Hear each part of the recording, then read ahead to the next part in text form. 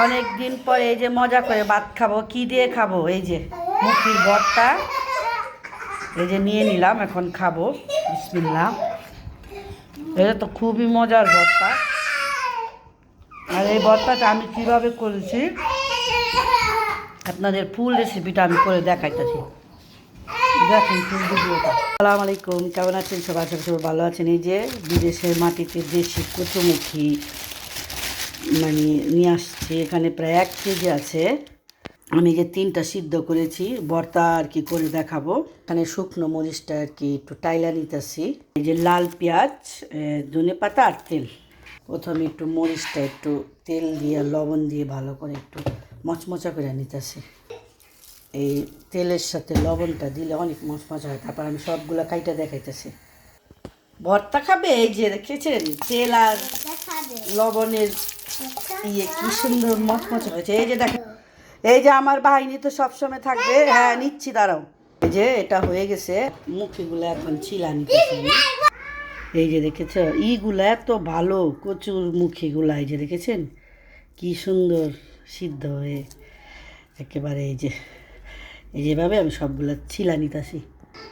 যে সুন্দর করে সব কিছু রেডি করে নিছি। প্রথমে যে আরেকটা প্লেটে আমি যে মরিচগুলা করে নিতেছি, মিশায় নিতেছি।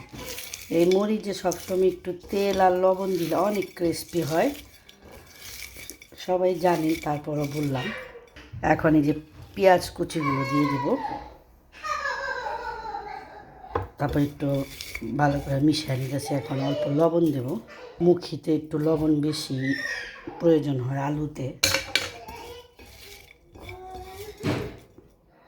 এখন এই যে মুখিগুলা এতই নরম, একটু গরম আছে, সবগুলো যে ভাঙে নিতেছি। ভালোই গরম, একটু করে করতেছি। এটা যে কি মজার ভর্তা, আমার এটা খুবই প্রিয়।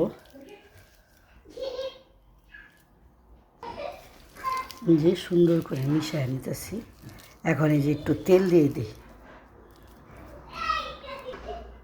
তেলটাই তো আসল মজা। তারপরে এই যে সুন্দর করে একটু মিক্স করে নিতেছি। গরম তো, গরম গরম করলে মুখিটা খুব নরম থাকে।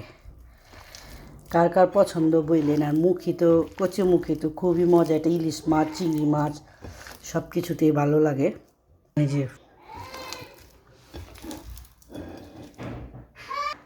এই যে খুব সহজ মজাদার করে এই যে রেসিপিটা করে দেখালাম। এভাবে করে খাবেন, ইনশাল্লাহ মুখে রুচি ফিরে আসবে। তার ভিডিওটা এখানেই শেষ করি। সবাই ভালো থাকেন। ওকে, আসসালামু আলাইকুম, আল্লাহ হাফিজ।